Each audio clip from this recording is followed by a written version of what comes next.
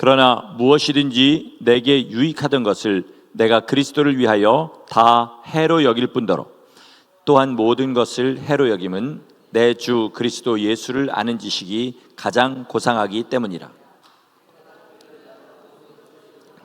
배설물로 여김은 그리스도를 얻고 그 안에서 발견되려 함이니 내가 가진 의는 율법에서 난 것이 아니요 오직 그리스도를 믿음으로 말미암은 것이니 곧 믿음으로 하나님께로부터 난 의라. 내가 그리스도와 그 부활의 권능과 그 고난의 참여함을 알고자 하여 그의 죽으심을 본받아 어떻게 해서든지 죽은 자 가운데서 부활에 이르려 하노니 내가 이미 얻었다 함도 아니요 온전히 이루었다 함도 아니라 오직 내가 그리스도 예수께 잡힌 바 된 그것을 잡으려고 달려가노라. 형제들아, 내가 아직 내가 잡은 줄로 여기지 아니하고 오직 한 일, 즉 뒤에 있는 것은 잊어버리고 앞에 있는 것을 잡으려고 표대를 향하여 그리스도 예수 안에서 하나님이 위에서 부르신 부름의 상을 위하여 달려가노라. 아멘.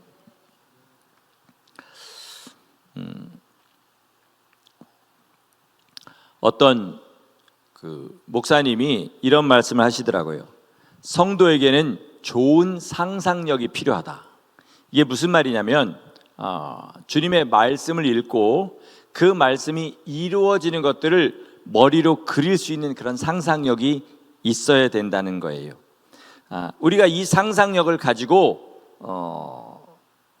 한번 생각해 보시기 바랍니다. 우리는 반드시 죽게 됩니다. 그 다음에 성경은 뭐라 그래요? 죽은 다음에는 심판이 있다고 말씀하셔요. 우리가 심판의 자리에 서게 돼요. 그리고 심판 후에는 천국과 지옥 둘 중에 하나에 가게 됩니다. 여러분, 이것보다 더 아름다운 상상이 어디 있고 이것보다 더 무서운 상상이 세상에 어디 있겠습니까? 주님께서 이 땅에 오셔서 그것을 증거하시려고 많은 이적을 베푸셨습니다. 우리 교단이 크리스천 앤 미셔너리 얼라이언스라는 교단입니다. 우리 한인 교단, 우리는 그중에 코리안 디스트릭트에 속해 있는데 그중에 꽤 큰 교회의 한 한국 목사님은요 몽골 선교를 몇 번 다녀오시고 그 교회를 그만두고 선교사가 되려고 하셨었어요.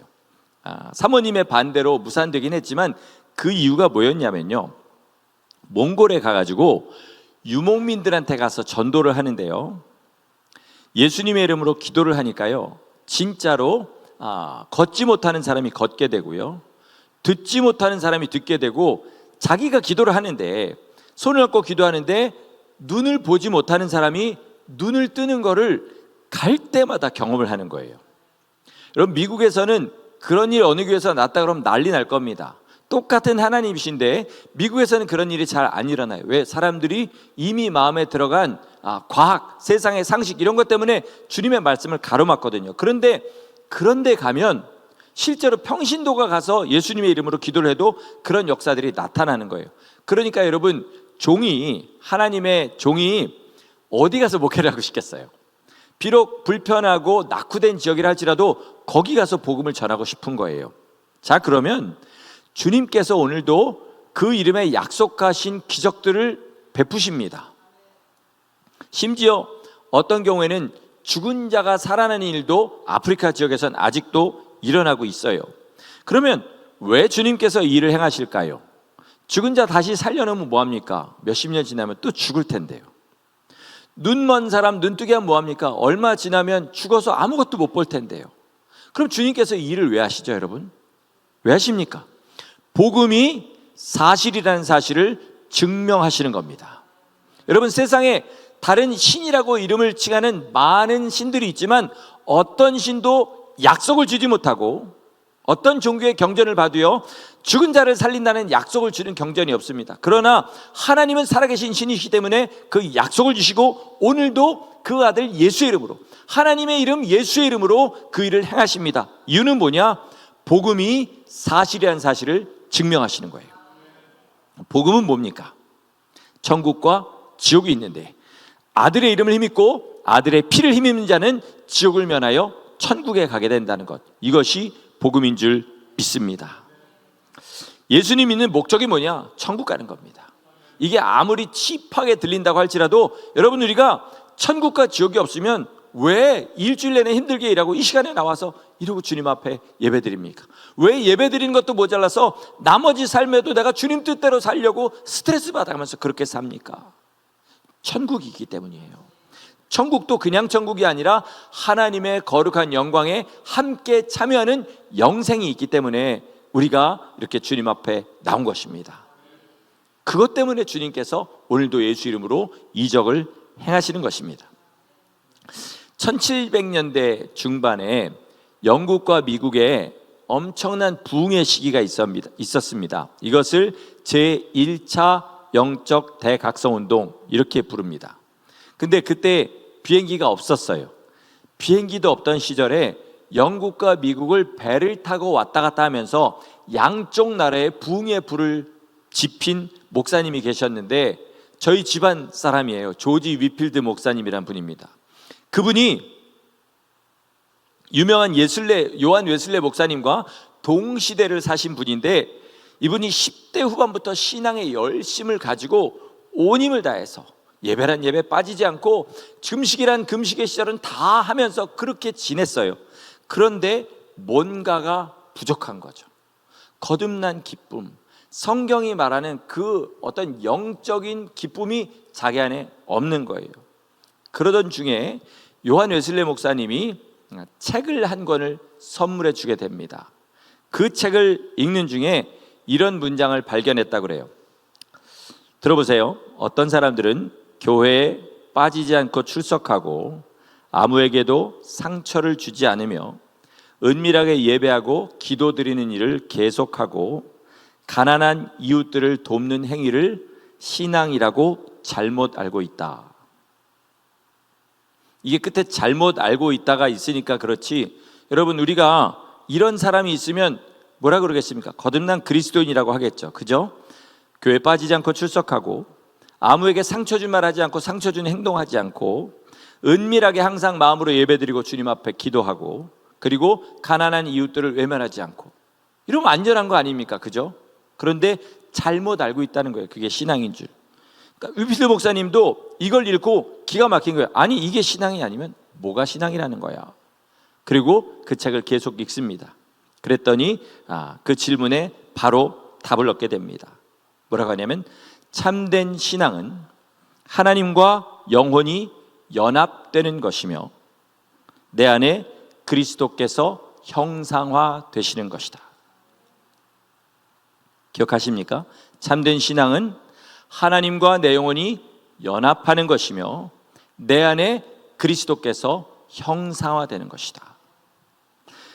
조지 위필드 목사님이 그 순간의 감동을 이렇게 표현합니다. 그 순간 신적인 빛이 광선처럼 내 마음에 꽂혔으며 그 순간부터 그때까지 나는 그렇지 않았지만 내가 새로운 피조물이 되어야 한다는 사실을 알게 되었다. 이렇게 말합니다. 여러분, 기독교 신앙은 종교가 아닙니다. 다시 말해서 삶의 일부가 아니라는 거예요. 기독교 신앙은 우리 삶의 전부입니다. 아니, 전부 그 이상입니다. 왜 그러냐면 이 땅의 삶에서 끝나는 것을 바라는 것이 아니라 영원한 하나님과 영원히 함께 사는 영생을 향해 달려가는 신앙이기 때문에 인생의 전부라는 말로도 표현이 안 된다는 것입니다. 하나님께서 이 영생을 주시려고 우리를 창조하셨어요.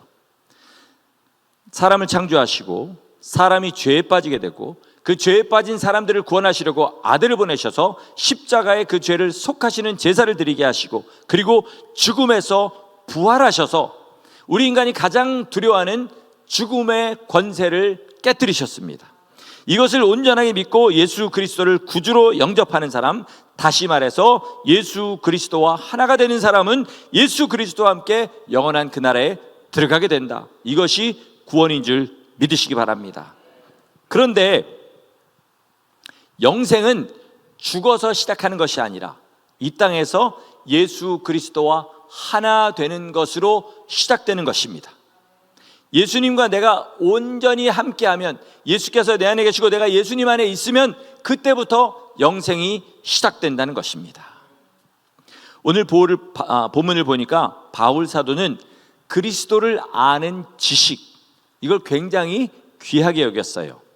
그런데 이 원어로 지식이라는 단어는요, 마리아가 가브리엘 천사가 와서 네가 아들을 가질 것이다 그랬더니 나는 사내를 알지 못하는데 할 때 이 안다는 동사와 같은 어근의 명사입니다.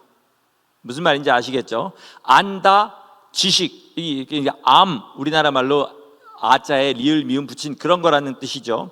자, 그러면 마리아가 나는 사내를 알지 못하는데 이 말은 뭡니까?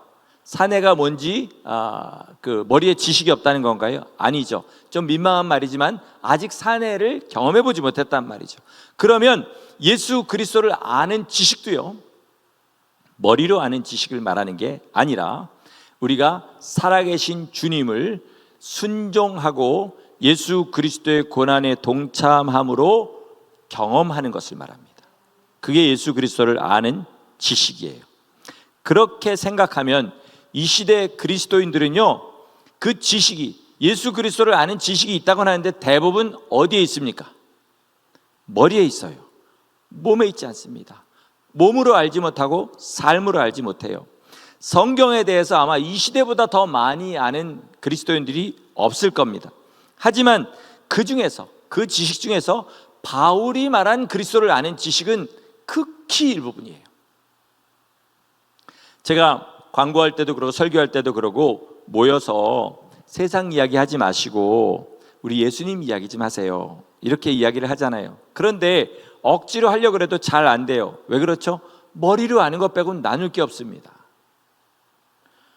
어저께 만난 예수님, 오늘 내가 경험하는 예수님, 오늘 내가 주님 뜻대로 이렇게 살았더니 주님이 약속을 이루시더라는 그 경험을 나눌 게 없어요. 내가 만난 예수님은 사람에 따라 10년 전, 20년 전, 30년 전으로 올라가야 됩니다. 그러니까 그거 다시 우려먹기도 마음이 불편하고, 아니면 그저 머리로 아는 거 하려고 하니까 자랑하는 것 같고 서로 싸움만 되니까 안 나누고 다른 거 하는 거죠. 또 세상 이야기 하는 건 겁니다. 그러니까 들은 건 많지만 진짜 주님과 교제하고 주님을 경험한 것은 적다는 거예요. 가난한 나라는 영양실조 때문에 사람들이 죽는데 미국이나 한국같이 음식이 풍부한 나라는 사람들이 많이 먹어서 영양 과다로 죽습니다. 우리 지금 이 시대 그리스도인들이 딱 그 모양인 거예요. 엄청난 양의 설교를 들어가지고 머리는 정말 큰데 몸은 너무 작아요. 새끼손가락 위에 머리를 얹어놓은 것 같은 그런 모양입니다. 주님 보시기에 기형인 거예요. 제가 지금 여러분을 야단치는 게 아닙니다. 저나 여러분이나 예수님 믿고 천국 가자는 얘기 하는 거예요. 그러니까 너무 슬픈 얼굴이나 화난 얼굴로 저를 보시면 이야기하기가 좀 힘들어집니다.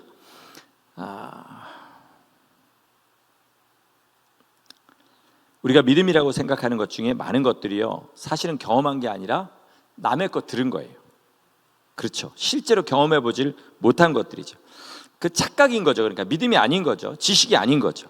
이런 착각이 있다면요, 주님 앞에 갔을 때 내가 믿음이라고 생각한 게 착각이었구나, 그때 알지 마시고 지금 새롭게 될 수 있을 때, 주님의 피로 내 죄를 씻고 주님의 도움 받을 수 있을 이때에 깨달으시고 주님 닮으시는 귀한 영예가 있기를 예수 이름으로 축원합니다. 불편한 말이지만요, 그래서 우리는 우리의 구원을 항상 확인해 봐야 됩니다. 다른 말로 의심해 봐야 돼요. 내가 구원 받아서 하늘나라가 내 안에 임했으면요, 마귀는 그걸 공격할 수밖에 없습니다. 제일 싫어하는 거니까. 그렇잖아요. 마귀가 만든 나라의 가장 강력한 바이러스는 뭐냐면 하늘나라를 그 안에 소유한 사람들이에요. 가만둘 리가 없습니다. 그걸 가지지 못한 사람들을 사용해서 마귀는 믿는 사람들을 박해합니다. 여러분, 우리가 땅에 살면서 예수님 믿으면서 박해가 없는 것은요, 우리가 지혜롭기 때문에 그런 게 아니에요. 내가 예수 믿는 것을 온 마음 다해서 온 몸으로 표현하고 살지 않기 때문에 그렇습니다. 한번 생각해 보세요. 내가 예수님을 믿어요. 마음으로 믿습니다. 그리고 입술로 스스로 날마다 고백하고요, 조용히 기도합니다. 막 사람들 보면서 저 사람 구원받겠어요, 구원받겠어요. 하지만 믿음의 순종, 내가 예수님을 증거하는 건 아무것도 없어요. 그러면 마귀는 몰라요. 그 사람이 예수님 믿는다는 사실을 모릅니다. 마귀가 12제자를 쭉 따라다니다가 가룟 유다가 그 중에 제일 하는 짓을 보니까 예수님을 팔 수 있는 그런 사람인 거예요. 그래서 그 머리에 예수 그리스도를 팔려는 생각을 넣어줬습니다. 마귀는 우리의 생각을 다 알 수 없어요. 우리의 마음 상태를 모릅니다. 우리의 마음은 누구만 아셔요? 하나님만 아십니다. 그래서 우리가 예수 믿는 걸 온몸으로 표현하지 않으면 박해가 없어요. 다시 말해서 박해가 없다는 것은 내가 온 삶을 바쳐서 예수님을 믿지 않는다는 증거라는 것입니다. 심각하게 생각하세요. 지금 이 들은 이야기를 나중에 주님의 심판대 앞에 서서 그때서 후회하지 마시고 지금 자기 삶을 잘 생각해 보시고, 나는 박해를 피하기 위해서, 사람들에게 좋은 말 듣기 위해서, 사람들에게 혹시라도 내가 안 좋게 보일까 봐 예수님 믿는 그 사실을, 십자가를, 피를, 구원을, 천국과 지옥을 입으로 막고 있는 것은 아닌지 돌아보시라는 것입니다. 오늘 설교의 제목이 뭐냐면 거저 받는 구원, 인생을 주고 사는 영생, 이겁니다. 지옥을 면하려면요, 우리 예수님 믿고 다시 믿지 않는 죄에 빠지지 않기만 하면 됩니다. 무슨 말인지 아시겠죠? 이것도 쉬운 일은 아니에요. 죄와 계속 싸워야 되니까. 그러나 영광스러운 영생을 얻으려면 반드시 대가를 주고 사야 됩니다. 여러분, 우리가 결혼할 때 요즘은 그런 주례사 없겠지만 검은 머리가 팥불이 되도록, 두 사람은 아플 때나 가난할 때나 부할 때나 뭐 그러면서 이야기하잖아요. 이 말이 뭐냐면 이거에 서로 간에 고백하는 겁니다. 내 인생을 다 당신한테 줄 테니까 당신 인생도 다 나한테 주시오, 이 말인 거예요. 그 말에 서로 예스 예스 하는 게 결혼 서약입니다. 주님과 우리의 결혼 서약도 마찬가지예요. 주님께서 먼저 당신의 모든 것을 우리에게 주셨습니다. 전부를 주셨어요. 그리고 우리한테 요구하신 거 뭐냐면 너의 전부를 내게 다오, 이겁니다. 이것이 없으면 결혼할 때 그렇잖아요. 자, 나는 내 인생의 반만 당신한테 줄 테니까 당신은 나의 전부를 주시오. 이 사람이 미쳤나? 그럴 거예요. 근데 우리는 주님 앞에, 감히 우리를 피값 주고 사신 주님 앞에, 주님은 주님의 전부를 주셨는데 내 인생의 일부를 내놓을 테니까 주님 이거 받으시고 만족하세요 라고 이야기하는 거죠. 복음이 복음되지 않은 겁니다. 그래서 자판기 복음이라는 말씀이 있습니다. 뭐냐면 교회에 출석하고 예수님을 구주로 믿는다고 고백하기만 하면 그 사람은 구원받는다는 거예요. 마치 500원짜리 동전 하나 자판기에 넣으면 구원이라는 것이 뚝 떨어지는 것처럼 그렇게 간단하다 해서 자판기 복음이라고 이야기합니다. 근데 이 이야기가 완전히 틀린 이야기는 아니에요. 왜냐하면 우리가 예수님을 구주로 영접하기 위해서 우리가 해야 될 일은 아무것도 없어요. 할 수 있는 일이 없습니다. 주님이 모든 것을 다 이루어 주셨어요. 그래서 우리는 주님을 믿는다고 고백하면서 주님 앞에 나가면 그 순간에 우리는 사망에서 생명으로 옮겨집니다. 아멘이시죠? 그런데 문제는 뭐냐면 믿은 다음의 삶이에요. 믿은 다음의 삶. 결혼 서약을 하면 결혼이 시작됩니다. 그럼 그게 끝입니까? 결혼식 다음의 삶이 있는 거잖아요. 그걸 위해서 결혼식을 하는 거죠. 마찬가지로 우리가 구원 받았다고 고백하고 주님 앞에 우리의 믿음을 고백하는 것이 끝이 아니라 시작이라는 거예요. 저는 모태신앙입니다. 이 중에서 혹시 구원열차라는 찬송 아시는 분 계십니까? 구원열차 불러보신 분 계세요? 예, 들으시죠? 아시는 분 없는 것 같은데 이렇게 시작됩니다. 나는 구원열차 올라타고서 하늘 날아가지요 빵빵, 이거예요. 이렇게 시작하고 마지막에 어떻게 끝나냐면 좌표 필요 없어요, 주님 차장 되시니 나는 염려 없어요 빵빵, 이겁니다. 자, 차장이 뭔지 아십니까? 차장 아시는 분은 최소한 40대 후반은 돼야 돼요. 차장이 뭐냐면 요즘처럼 카드 이렇게 끊고 들어가는 버스가 아니라 들어가면 내릴 때 차장한테 버스비를 내야 됐어요. 그 앞에 이렇게 있고 오라이 오라이 하는 그 여자분이 차장입니다. 그 차장한테 돈을 내는데 주님이 차장 되신다는 건 뭐냐면요, 돈 받으시고 표 검사하신다는 거예요. 그게 우리 주님이시기 때문에 우리는 돈 안 내도 된다는 겁니다. 차표 안 끊어도 된다는 거예요. 또 다른 말로 뭐라고 하냐면 구원이라는 것은 낭떠러지를 향해 달려가는 배에서 반대로 가는 배로 옮겨 타는 것이다, 이렇게 얘기해요. 자, 이게 어느 정도 말은 됩니다. 근데 둘 다 어떤 생각을 가지게 만드냐면요, 타기만 하면, 그 다음에 내리지만 않으면 된다, 그죠? 이런 생각을 하게 만듭니다. 근데 여러분, 예수님을 믿는 거는 주님이 말씀하시기를 열차라고 하신 적도 없고 배라고 하신 적도 없어요. 뭐라고 하셨냐면 생명의 좁고 험한 길이라고 하셨습니다. 우리가 예수님을 믿는 순간에 사망의 길에서 생명의 길로 옮겨집니다. 그런데 결승점으로 옮겨지는 것이 아니라 시작점으로 옮겨져요. 그 다음에는 우리 주님께서 십자가 지고 그 따라가신 길, 핏자국이 우리를 인도합니다. 좋던 싫던, 여러분이 그걸 인정하시든 안 인정하시든, 다른 교회에서는 그렇게 얘기하지 않던데라고 하시든 아니든 저는 상관없습니다. 성경이 그렇게 말씀하고 있어요. 그리스도의 남은 고난에 동참하는 것이 성도다, 이렇게 말씀합니다. 그러니까 그 길을 따라가는 거예요. 예수님이 이 땅에 오셔서요, 십자가를 억지로 지신 게 아니라 지실 수밖에 없었어요. 고난 당하실 수밖에 없었습니다. 아까 말씀드린 대로 우리 안에 예수님의 하늘나라를 가지고 이 땅에 오셨는데, 또 사도들이 예수님이 남겨놓으신 하늘나라를 그 안에 소유하게 됐는데 세상이 가만두면 이상한 거죠, 그죠? 그러니까 고난 받을 수밖에 없었습니다. 자, 우리는 이 시작점에서 마지막 결승점까지 어떻게 주님을 따라가느냐에 따라서 영생의 내용이 완전히 달라지게 됩니다. 똑같은 존 F 케네디 공항에 20년 전에 내린 두 사람 중에 한 사람은 백만장자가 되고 한 사람은 노숙자가 될 수도 있는 것처럼, 똑같은 시작점에서 예수님을 따라가기 시작한 사람이 한 사람은 주님의 영광의 보좌에 함께 앉게 되고, 한 사람은 부끄러운 구원, 어두운 곳에서 울며 이를 가게 될 수도 있다라는 말입니다. 구원은 거저입니다. 영생의 영광은 절대로 거저가 아니라는 사실을 아시기 바랍니다. 제가 질문 하나 하겠습니다. 제가 오늘 죽으면 심판대 앞에 서서 주님께서 저를 바울과 같이 대접해 주실까요? 아무리 저랑 친하고 저를 좋게 보시고 저한테 그 구명의 은혜를 입으신 분도 그렇다고 대답하실 수는 없을 겁니다.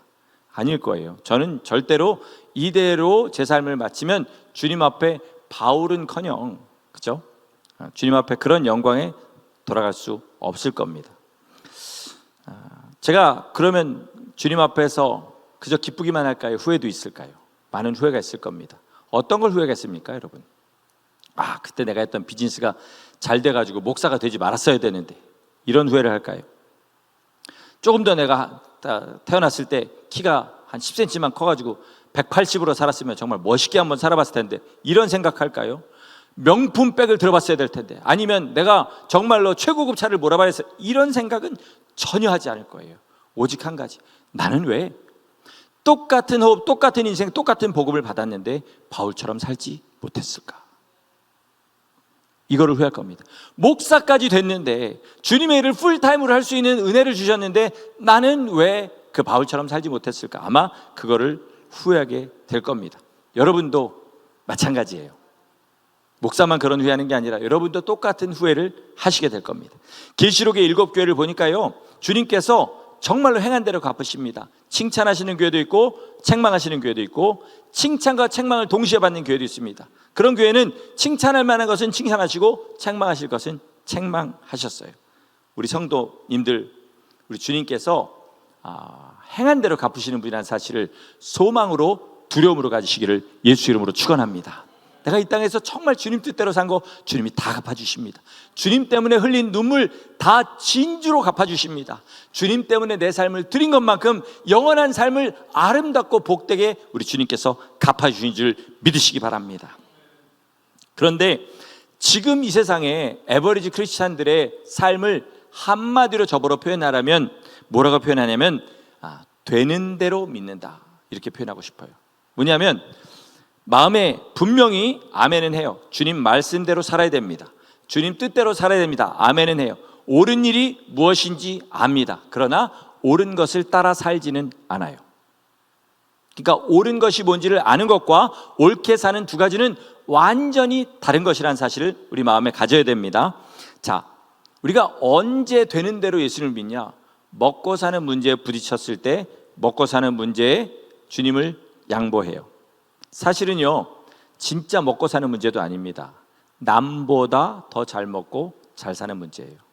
지금 이 중에 제일 가난한 사람을 60년 전 우리나라로 돌려면요, 그 지방에서 제일 잘 사는 사람, 이 먹는 것보다 더 잘 먹고 잘 쓰고 사는 것입니다. 그러니까 우리는 항상 뭐냐면 마귀한테 속고 있어요. 저 사람보다 나 잘 살아야 돼, 난 그래도 남들이 높아져야 돼, 이거에 속고 있는 거예요. 그러니까 진짜 먹고 사는 것 때문에 주님을 양보하는 것도 아니고, 왜 남보다 더 잘 먹고 잘 살려는 욕심 때문에 주님의 말씀을 뒤로 합니다. 자녀의 교육 문제가 부딪히면 또 주님의 말씀을 뒤로 해요. 진짜 자녀를 잘 교육시키는 것도 아니라 역시 자녀를 남들보다 잘 살게 만든 일 때문에 그들이 예수님을 등지도록 만드는 거예요. 가족이 원하지 않으면 양보합니다. 몸 컨디션이 허락하지 않으면 양보해요. 또 내 기분이 그럴 기분 아니면 양보합니다. 그리고 오늘 하고 싶은 일이 있으면 또 주님의 말씀을 뒤로 해요. 신앙이 자란다는 것은 뭐냐? 이 양보하는 것이 점점 줄어들고 우리 주 예수 그리스도처럼 아버지의 말씀에 전적으로 순종하는 것입니다. 이게 믿음이에요. 바울은 처음에 보통 사람이 평생 걸려도 못할 만한 엄청난 순종을 했어요. 그게 뭐냐면 보통 사람이 평생 걸려도 이루지 못할 그 많은 것들을 한꺼번에 예수 그리스도를 아는 고상한 지식 때문에 내려놓은 거예요. 그런데 잘 보면요, 내려놓은 게 아니고요, 그거를 내어놓고 하늘의 영광을 산 겁니다. 그걸 내려놓고 하늘의 영광을 산 거예요. 여러분에게도 바울처럼 국회의원은 아니고 바울처럼 명망 있는 학자도 아니고 부자도 아니지만요, 똑같은 가치를 지니고 영생을 살 수 있는 것이 있습니다. 여러분의 인생. 내 일생을 주님 앞에, 말씀 앞에 다 맡기고 먹든지 마시든지 무엇을 하든지 다 주님의 영광을 위해서 할 수 있는 사람이 되면요, 내 일생의 값을 주님 앞에 드리고 주님의 모든 것을 가지게 되는, 세상에서 가장 남는 장사를 하게 되는 줄 믿습니다.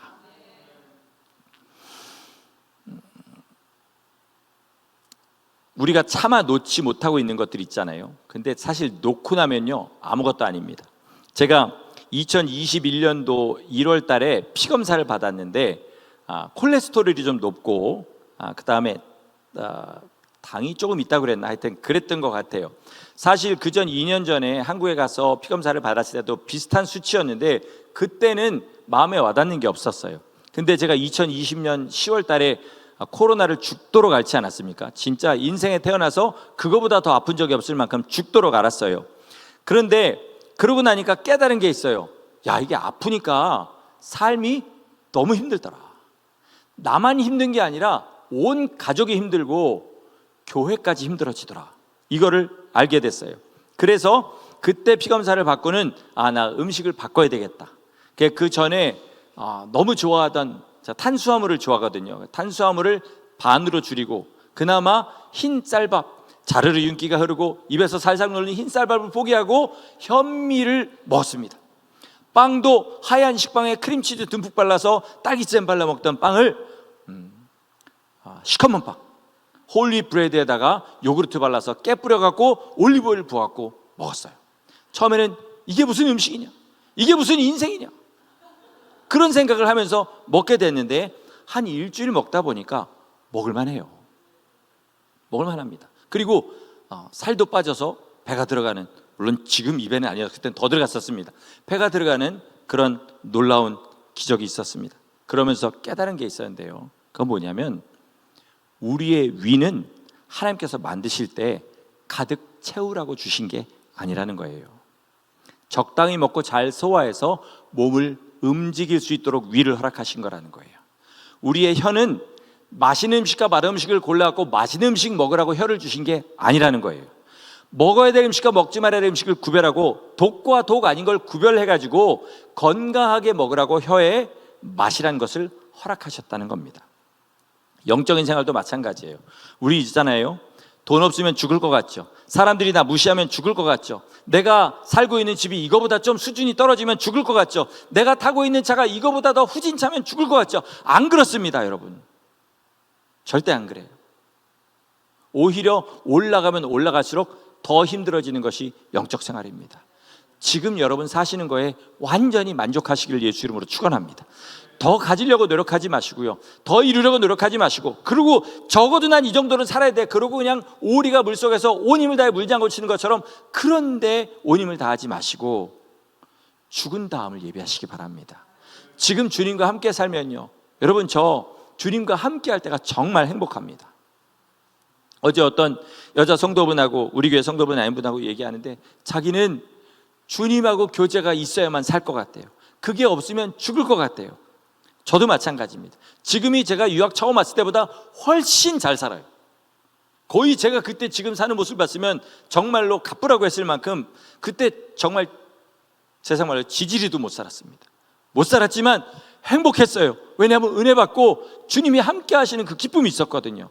지금보다 훨씬 아무 걱정 없었어요. 장래에 대한 걱정 아무것도 없었습니다. 노래에서 나중에 한국에 들어가든 또는 여기서 유명한 음악가로 사는 게 제가 꿈이었는데, 그거 전혀 제 앞에 실현 가능하지 않았어요. 목이 날마다 너덜너덜하고 노래 한마디도 못하는데요. 그렇지만 행복했습니다. 여러분도 그러시죠? 예수님이 함께 하실 때 제일 행복하시죠? 그런데 왜 예수님 안 찾고 딴 거 찾으세요? 이율배반이잖아요, 그죠? 앞뒤가 안 맞잖아요. 예수님이랑 있을 때 제일 행복한데 예수님 안 찾고 딴 거 찾아요. 그러니까 사람들이 우리 보고 안 믿는 거예요. 입으로는 천국 간다 그러는데 모든 삶은 땅에 있으니까. 여러분, 우리의 삶이 예수 믿는 증거가 되시기를 예수 이름으로 축원합니다. 백사겸 전도사님이라는 분이 계십니다. 이분은 1860년도에 태어나서 1940년도에 소천하셨어요. 9살에 시력을 잃었어요. 그러니까 세상 말로 장님이 되신 거죠. 그리고 부모님이 돌아가셔서 형과 함께 구걸하는 신세가 되었습니다. 그런데 형마저 머슴을 할 수 있는 나이가 되니까 도저히 구걸하는 게 너무 힘들어서 부잣집에 머슴으로 들어가 버려요. 그리고 이 눈먼 백사겸은 그저 눈먼 상태로 혼자서 구걸을 하게 됩니다. 당시에 맹인이 할 수 있는 직업이 딱 하나가 있었는데, 그게 뭐냐면 점을 치는 거였대요. 왜? 그래서 우리 제 세대쯤 되신 분이 어릴 때 이렇게 그 만화를 보면 점쟁이는 항상 까만 선글라스 끼고 있는 거 여러분 기억하시죠? 그랬답니다. 그래서 이 사람이 타고난 언변이 있어가지고 눈치가 빠르고, 그래서 점을 너무 점이라는 게 다 결국은 사기잖아요. 점을 너무 잘 쳐가지고 고관대작의 집까지 들락거려서 큰 돈을 벌였습니다. 그래서 결혼도 하게 되고 자식도 가지게 됐어요. 그런데 점이라는 게 방금 말씀드린 사기예요. 더 나쁜 말로 남의 등쳐먹는 직업인 거예요. 그러다 보니까 인생에 아무런 기쁨과 보람이 없는 거예요. 그래서 나 이렇게 살면 안 되겠다, 차라리 죽어버리겠다 마음을 먹었어요. 근데 죽을 용기도 없는 거죠. 그래서 100일 동안 누군지는 모르지만 천지신명께에 기도를 하기 시작해요. 100일이 딱 되던 날에 집에 어떤 사람이 오는데 보니까 전도자예요. 쪽복음이라고 복음서 하나, 마태복음 하나를 딱 전해주고 갑니다. 근데 점쟁이가 무슨 예수님을 믿겠어요. 그래, 부인한테 이거 버려버려라. 그리고 저녁에 잠자리에 들었는데, 여러분, 우리 주님이 얼마나 사람들에게 맞춰주시는지 한번 보세요. 꿈에 주님이 나타나십니다. 나는 예수다. 그리고 뭘 주시냐면, 점쟁이가 점치는 통을 뭐라고 하는지 아시죠? 산통이라고 그래요. 은으로 된 산통을 주시면서 이것이 생명이니까 이제 나를 위해서 살아라 그러고 딱 주시더래요. 그리고 눈을 딱 떴습니다. 뭐가 먼저 생각날까요? 어제 받은 그 복음서가 생각이 나는 거예요. 그래서 부인한테 그거 버렸냐? 안 버렸다. 가져와라. 읽고 그 자리에서 예수님을 구주로 영접합니다. 예수님을 구주로 영접하자마자 뭐 하냐면, 자기가 그동안 점쳐서 번 많은 재물들을 다 팔아서 가난한 자리에 나눠주고, 난 이제 거지로 삼천리반도 그 방방곡곡을 돌아다니면서 복음을 전하겠다. 그리고 아내한테 얘기합니다. 당신, 나 이제 복음 전하는 전도자가 될 거니까 나를 버리고 어디를 가든지 그건 당신의 자유다. 그랬더니 부인이 나도 당신을 따라가겠다. 그래서 부인과 아이들을 데리고 팔도강산을 돌아다니면서 복음을 전했는데, 이분이 눈먼 분이 복음을 전하면서 막 그렇게 사람들에게 자기의 경험을 이야기하니까 사람들이 엄청나게 예수님을 믿게 되는 거예요. 그래서 이분의 별명이 뭐였냐면 조선의 바디메오, 그런 별명을 얻고 살았습니다. 여러분, 눈이 멀고 당시엔 정말 점쟁이 빼곤 아무것도 할 수 없는 사람도요, 예수님을 믿고 자기 삶을 드리겠다고 하면요, 얼마든지 길이 있었습니다. 하물며 지금은 얼마나 더 하겠습니까? 말씀을 마치겠습니다. 여러분, 아무리 건강한 사람도요, 결국은 건강을 잃어버리게 됩니다. 아무리 건강해도요, 결국은 건강을 잃어버린 날이 언젠가 와요. 그리고 죽게 됩니다. 아무리 아름다운 사람도요, 어느 순간부터 아름다움이 꺾이게 돼요. 지금 나이가 먹어가지고 이쁘다 소리를 듣고 잘생겼다 소리를 듣는 거는 나이에 비해서 그렇다는 거지, 나이를 띄고 얘기하면 안 그렇습니다. 그나마도 지나고 나면 이제는 더 이상 현대의 과학기술이나 화장품의 발달로도 지울 수 없는 그날이 반드시 오고요, 죽은 다음에는 아무리 이쁘게 관에 들어가서 태워 죽는다 할지라도 나중에 썩어서 해골이 됩니다. 그럼 뭐만 남아요? 그때는 예수 믿은 것만 남습니다. 내가 예수님 위해서 어떻게 살았나, 그것만 남아요. 그러니까 지금 우리는 뭘 위해 살아야 되냐면 예수님 믿고 주님 뜻대로 사는 걸 위해서 살아야 됩니다. 이거 외에는 남는 것이 아무도 없어요. 그 외에 다른 것은 손해봐도 괜찮습니다. 잃어버려도 괜찮아요. 사람들에게 욕먹어도 괜찮고 남들보다 낮아지고 멸시와 천대받아도 괜찮습니다. 주님 믿는 것 때문이라면 오히려 영광이지요. 바울이 왜 그걸 배설물로 봤냐면요, 미리 본 거예요. 미리 본 거예요. 지금은 여기서는 큰 재물이고 큰 권력이지만 주님 앞에 갔을 때는 똥 된다. 미리 본 거예요. 여러분, 우리도 이것을 미리 볼 수 있는 선지자의 은사를 가지시길 예수 이름으로 축원합니다. 그래서 진짜로 귀한 복에 귀한 보화를 위하여 우리의 삶을 내놓고 그 보화를 사실 수 있는 주의 복된 성도들 다 되시기를 예수님의 이름으로 간절히 축원합니다. 아멘. 기도하시겠습니다. 이 땅에서 보화가 죽음의 경계를 넘어 주님의 심판대 앞에 서면 오물과 배설물이 된다는 것을 가르쳐 주셔서 감사합니다. 이 땅에서 주님 때문에 멸시당하고 천대당하고 고난받는 그것이 죽음의 경계를 넘어서 주님의 심판대 앞에 서게 되면 영원한 보화라는 것을 알게 도와주시고 보게 도와주시고 우리의 삶을 들여 그 보화를 살 수 있게 하여 주시옵소서. 누가 뭐라고 속인다 할지라도 그 속임에 넘어가지 않고 나를 위해 십자가 달리신 예수님, 주님 위하여 살아서 주님의 그 앉으신 보좌 영광에 영원히 동참하는 복된 성도 되기를 간절히 소원하옵고 예수님의 이름으로 감사하며 기도드렸습니다. 아멘.